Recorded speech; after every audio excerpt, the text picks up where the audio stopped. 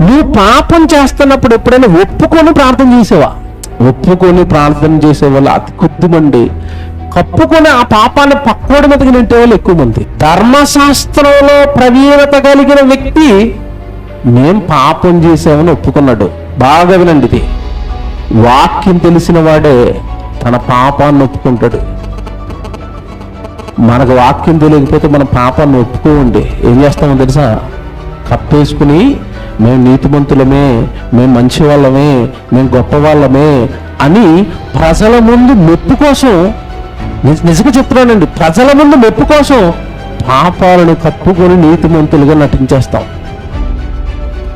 కాబట్టి కుటుంబంగా భార్య భర్త పిల్లలు కూర్చుని ఎప్పుడైనా ఏడ్చి ప్రార్థన చేసాం మనం? ఏ విషయంలో? పాపం చేసేమేమో, మా కుటుంబం ఏదైనా, మా ఆయన గారు పాపం చేస్తున్నాడేమో, లేదా నేను పాపం చేస్తున్నానేమో, మా పిల్లలు లోకంలో చదువుకోవడానికి వెళ్తున్నారు తండ్రి, వాళ్ళు ఏమైనా స్కూల్లో పాపాలు నేర్చుకుని వస్తున్నారేమో, మా ఇంట్లోకి పాపం వస్తుందేమో, మా ఒంట్లోకి పాపం వస్తుందేమో, మా ఆలోచనలోకి పాపం వస్తుందేమో, మా చూపులు పాపానికి వెళుతున్నాయేమో, మా మాటల్లో నుంచి ఏదైనా పాపం వస్తుందేమో, ఏదో ఒక రకంగా పాపం నాలోకి ఎంటర్ అవుతుందేమో అని ఎప్పుడైనా కుటుంబంగా ఈయన కూర్చుని ఏడుస్తున్నట్టుగా ఏడ్చి మా పాపాలు క్షమించండి అని అన్నావా మనం? అంటామండి. ప్రార్థన ఎప్పుడైనా దీనికి వాడారా? ఇప్పుడు మీరు బాగా అర్థం చేసుకోవాల్సింది ఏంటంటే, దేవుడు వీళ్ళ ప్రార్థనను బైబిల్లో రాయించాడు అంటే వీళ్ళ ప్రార్థనలు దేవుడు మెచ్చుకున్నాడా? మెచ్చుకున్నాడు.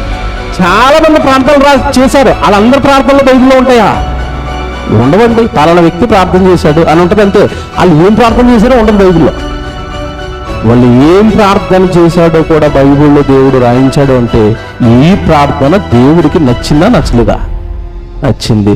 దేవుడు మెచ్చే ప్రార్థనలలో మొదటి ప్రార్థన, నీ ప్రార్థనలో పాపపు ఒప్పుకోలు ఉండాలి.